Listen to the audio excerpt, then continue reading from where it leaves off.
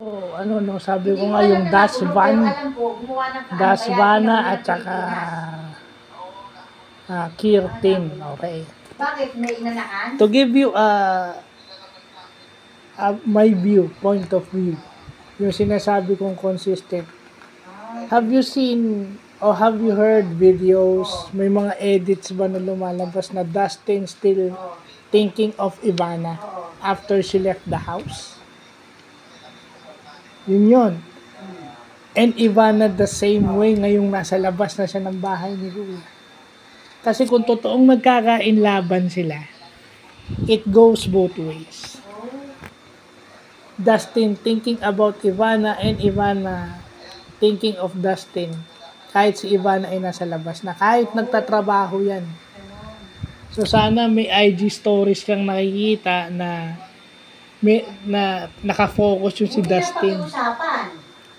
Yeah? Kasi kung talagang may feelings ka, kung may feelings ka sa isang tao na legit, ipopost mo sa social media yun, kahit sa Instagram yun. Kumbaga, Instagrammable yun at maraming kakagat nun. Instagrammable yung mga ganung post, pero bakit wala ka nakikita? Sa Instagram na lang, yun ang clue. Since naka-follow na siya kay Dustin sa Instagram. Oh. Kasi ngayon, Kirtin. Si Kira yung pinag-aagawan ng tatlo. Ang habang, sa bagay, deserve naman ni Kira yun kasi maganda siya, mabait, matalinong kausap, ganyan, smart tignan. Akala nga nila mataray pero mabait. At alam nilang may boyfriend sa labas. Pero yun ang sinasabi ko. Have you seen consistency between Dustin and Ivana now that they are apart? Yung isa nasa BNK pa, yung isa nasa labas na. Kaya magwa 1 week na. Bukas 1 week na si Ivana since she left. Since she left the house. So, wala pa ako nakikita except dun sa ipinangako niya sa fans. Hindi siya kumakagat dun sa comment na may pag-asa ba si Dustin. It's all fan-based. Fan-kilig.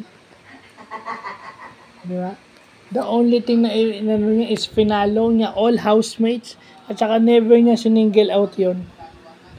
So it's just goes to show na naiinip lang mismo itong si Miss Ivana Alawi sa loob.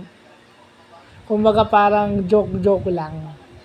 And Dustin, the same thing, yung ginagawa niya kay Ivana, ginagawa din niya kay Kira. Oh. Hindi naman siguro sila aasarin ni Will Ashley kung hindi nakikita ni Will Ashley yun, di ba? Will Ashley is an introvert, but he is very observant. Hindi naman siguro mga Alaska si Will Ashley kung walang dahilan. Okay? Tignan nyo lang reaction ni Will. Yun na lang. Kasi sila pa yung magkakasama sa loob. Have you ever heard, may nakita ba, nung manood kayo ng live stream, narinig nyo bang si Dustin talks about Ivana right now?